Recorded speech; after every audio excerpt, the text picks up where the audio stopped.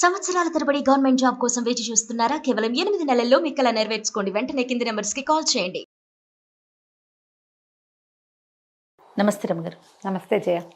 రమ్మగారు, దేవుడు మన మాట వినాలి. రాంగ్ క్వశ్చన్ ఏమో ఇది నాకు తెలిసి. మనం ఆయన మాట కదా వినాలి అవును కదా. అంటే బహుశా ఈ క్వశ్చన్ ఇచ్చిన వాళ్ళు మన పిల్లల ఉద్దేశం మన కష్టాలు మన బాధలు మనం చెప్పుకుంటే ఆయన విని తీర్చాలి అన్న సెన్స్ అయి ఉండొచ్చు. అప్పుడు ఏం చేయాలంటే దేవుడు మన మాట వినాలంటే ఏం చేయాలి? ముందు మనం దేవుడి మాట వినాలి. ఆయన్ని భక్తితో కొలవాలి ఫస్ట్, అప్పుడు కదా. సాధారణంగా ఈ ప్రశ్నలు ఉంటాయి జయ. నా మొర ఆలకించలేదు దేవుడు. అది ఇది కరెక్ట్ పదం. ఎంత ప్రార్థించానో కానీ నేను అనుకున్న పని జరగల, ఆ ప్రమాదం తప్పల, ఈ ఆరోగ్యం కుదిరి ఈ మనిషి మాకు దక్కలేదు. ఎన్నో ప్రార్థనలు చేసాం, ఎన్ని మొక్కులో మొక్కాం, ఎన్నో గుళ్ళు గోపురాలు తిరిగాం, ఈ పని కోసం ఎన్నో మొక్కులు మొక్కాం. అయినా కూడా దేవుడు మా మొర ఆలకించలేదు, ఇదే పాయింట్ వందల వేల సార్లు వింటాం. మనం కూడా ప్రతి వాళ్ళు మన జీవితంలో కొన్నిసార్లు అయినా దీన్ని అనుభవిస్తాం. దీన్ని సరిపెట్టుకోవాలి జయ. అంటే ఎట్లా అంటారు? నీకు ఒక ముళ్ళు గుచ్చుకుంది, మో దేవుడా అంటాం, ఆ ముళ్ళు తీశారు, అయ్య బాబోయ్ ఎంత ముళ్ళు అంటారు, బొటపటారు నెత్తురు కారిపోతాం. వెంటనే మనకేమనిపిస్తుంది? దేవుడు లేడు, ఇప్పుడు ఇంత కాళ్ళలో ముళ్ళు గుచ్చుకుంది, నేను గుడికి వెళ్దాం అనుకున్నా ఎలా వెళ్తాను, ఊరు వెళ్ళాలి ఎలా వెళ్తాను, నేను అదేదో పని చేయాలి నేను ఎట్లా చేయగలను, కాళ్ళు కట్టుకట్టాలి దీనికి కుట్లు పడ్డాయి, అదేదో చీరుకుపోయింది, ఆఫీస్లో మీటింగ్ ఉంది, లేదా మర్నాడు ప్రయాణం ఉంది, పెళ్ళుంది, పేరెంట్ ఉంది, ఇవన్నీ పోతాయి. దుర్మార్గుడు చూసావా దేవుడు ఎంత పని చేశాడు. ఇవి సాధారణంగా అందరికీ వచ్చాయి. ఒట్టి పుణ్యానికి గుచ్చుకుందే, ఇప్పటిదాకా కూర్చున్నావు, చిటుక్కున ముళ్ళు పిలిచినట్టుంది, ఆ మధ్యలో నాబోటి ఓ పెద్దకే నుంచుంటుంది, పోన్లేరా నాయన కాల్లో గుచ్చుకుంది, కంట్లో గుచ్చుకుంటేను అదే కంట్లో గుచ్చుకుంటే ఈ ప్రయాణం ఇవాళ కాకపోతే రేపొద్దున చేస్తావు, ఈ మీటింగ్ ఈ పూట కాకపోతే ఇంకో పూట, ఇలాగే కుంటుకుంటూ పోతావు ఎక్కడో చోటికి. కన్నైతే ఇది నేను ముళ్ళని చెప్తున్నా. ఏ విషయమైనా ఇంతే కదా జయ. పెద్ద యాక్సిడెంట్ అయింది, కాలు విరిగింది, ఉద్యోగం పోయింది, చదువు సంవత్సరం ఆగిపోయింది, ఇంకేమిటో అయింది, ప్రాణం పోతే నువ్వేం చేసేవాడివి? ఒక సంవత్సరం పోయింది, మొత్తానికి ప్రాణం పోతే దేవుడు మొర ఆలకించినట్ట ఆలకించనట్ట? ఇప్పుడు ఇలా సరిపెట్టుకోవాలి. బేసిక్ రూల్ చేయ ఇది.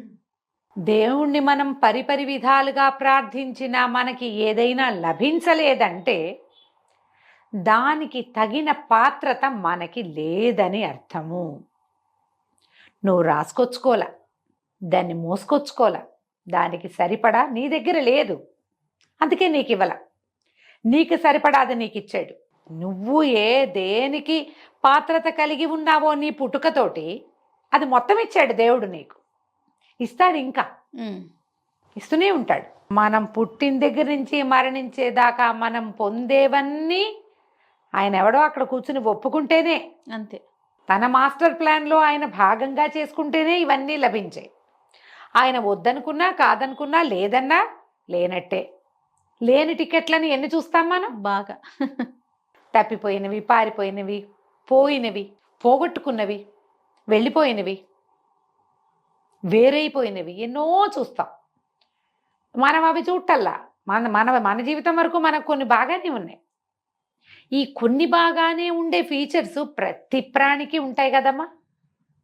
చెప్పు, ఒకటి కళ్ళు లేవు అనుకుందాం, దేవుడు కళ్ళు ఇవ్వల, పవర్ఫుల్ ఇయర్స్ ఇస్తాడు. ఒకటి తీసేస్తే ఇంకొకటి ఇతోధికంగా పెడతాడు భగవంతుడు. ఇది లేదు అదేదో ఇస్తాడు, అది కూడా లేదు ఇంకోటి ఇస్తాడు. ఏదో రకంగా అసలు కాళ్ళు లేవు, చేతులు లేవు, చూసుకునే వాళ్ళు లేరు, దిక్కు లేదు, కానీ వాళ్ళు బతుకుతూనే ఉన్నారు లోకంలో. అంతే, వాళ్ళకు కూడా ఏదో ఇస్తాడమ్మా దేవుడు. ఆ సమయానికి ఏదో ఒకటి ఇస్తాడు. నీకు కావాల్సింది రాలేదని నువ్వు బాధపడతావు, కానీ నీకు రావాల్సింది నీకు ఇచ్చే తీరుతాడుగా. ఆయన అడ్డం పడలేడు అసలు. ఇప్పుడు ఆయన కూడా దానికి అడ్డం పడలేడు.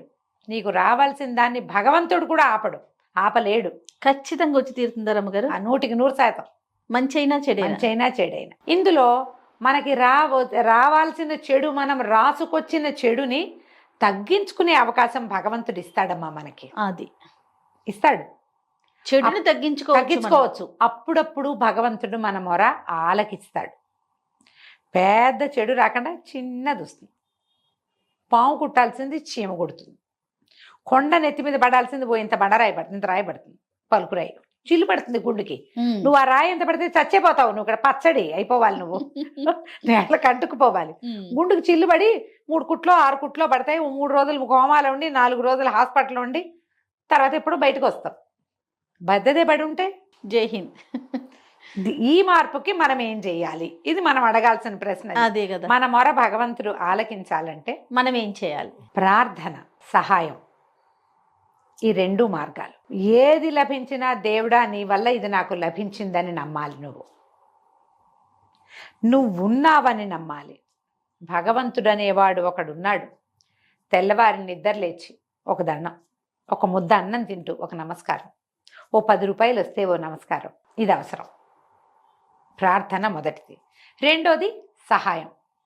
నీ వల్ల అయిన మాట సాయమో, పని సాయమో, డబ్బు సాయమో, చేతి సాయమో ఏదో ఒకటి చెయ్యి. నువ్వు చేసిన సహాయం నీ మీద పడే పెద్ద కొండని ఆపి చిన్న పలుకురాయిని పడేలాగా చేస్తుంది. సాధారణంగా చెప్తారు, ప్రార్థించే పెదవుల కంటే సాయం చేసే చేతులు గొప్పవి. కానీ సాయం చేసే చేతులున్న ప్రతివాడు ప్రార్థించే పెదవిని ఉంచుకుని తీరాలంటాను నేను. ప్రార్థించాలి వాడు.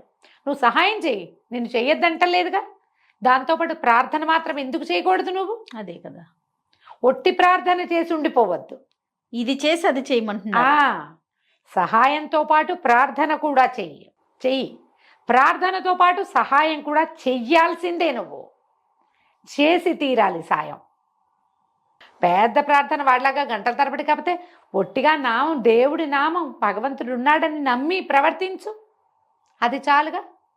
అప్పుడు నీ మొర ఆలకిస్తాడు దేవుడు. మన మాట వింటాడు, విని వస్తాడో ఎవరినైనా పంపిస్తాడు, ఏదైనా ఒక సహాయం అందేలాగా చేస్తాడు. మనకు అది ఇంపార్టెంట్ కదా జయ? మరి అదే ఇంపార్టెంట్ రమ్మగారు. ఎక్కడికో వెళ్తాం, ఏముండదు, ఏ అవకాశము ఉండదు. ఎవరు మన భాష కూడా కాదు, వాళ్ళు దారి చూపిస్తారు మనకి. మనం ఏదో భాషలో అడుగుతాం, వాడికి ఇంకో భాషలో అర్థమవుతుంది. ఊరి పేరు ఒకటే తెలుస్తుంది, వాడికి రైట్ టర్ను లెఫ్ట్ టర్ను చెప్తాడు, ముందుకెళ్ళమంటాడు. భగవంతుడు. లేకపోతే గోతులో పడతాం మనం.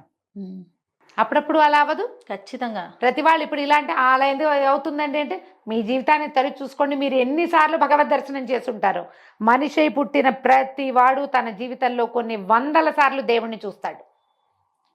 1000 సార్లు అన్నం తింటాం జయ, మనం 100ల సార్లు దేవుణ్ణి చూస్తాం. అతడు దేవుడని నువ్వు తెలుసుకోవు, నమ్మవు, అనుకోవు. నువ్వు అనుకోపోతే దేవుడు కాకుండా పోడుగా. మరి నీకు సహాయం చేసిన వాడు దైవమే. ఖచ్చితంగా ఆ స్వరూపం అది కాదు. నువ్వేదో రూపం ఊహిస్తావు, చతుర్భుజుడైన నారాయణమూర్తిని. అలా కనపడ్డు, నీ అందరికీ కనపడడానికి నుంచో లేదా ఆయన అందులో. అలాగా మనందరికీ కనపడడానికి కాదు, నీకు కావాల్సిన సాయం అది చేస్తాడు.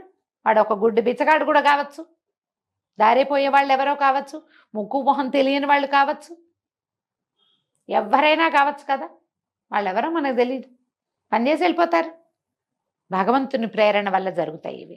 దీంట్లో నీకు ప్రార్థన, సహాయం చేసే విధానము కనుక నీవైతే నీకు తరచుగా సహాయం అందుతుంది.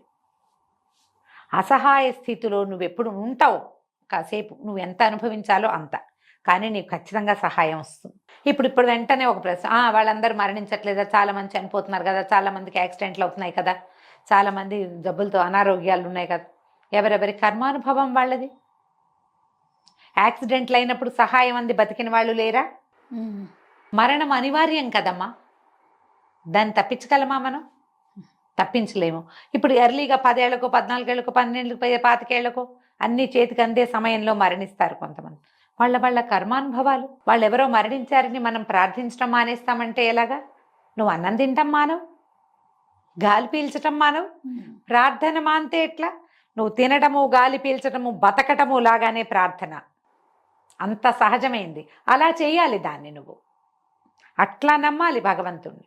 సహాయం కూడా అలాగే చేయాలి, సహజమైన క్రియగా. నేను చేశానని డబ్బు కొట్టుకోవద్దు. ఇప్పుడు ఇదంతా నాకే లభించాలి, సహాయం చేసిన క్రెడిట్ కోసం ఆలోచించద్దు.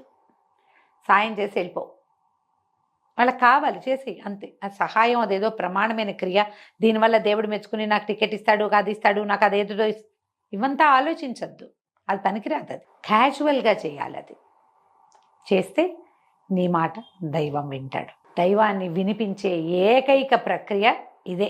అంతే, ఏ మాట అయినా వింటాడమ్మా, ఖచ్చితంగా. మనకు అది రావాలిగా. వినిపించటం వచ్చి రావాలి, వినిపించడం వచ్చి ఉండాలి.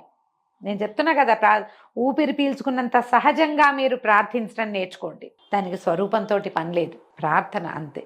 మనము కాని ఒక అతీంద్రియమైన అద్భుతమైన దైవికమైన శక్తి ఉంది, దానివల్లే మనం నడుస్తున్నాం. అదే మనని చేసి ఉంచుతోంది ఇక్కడ. అది నమ్మితే చాలు. తప్పకుండా రమ్మగారు, ఈ రెండు చేయండి, దేవుడు మీ మాట వింటాడు చక్కగా. నమస్తే అండి. నమస్తే.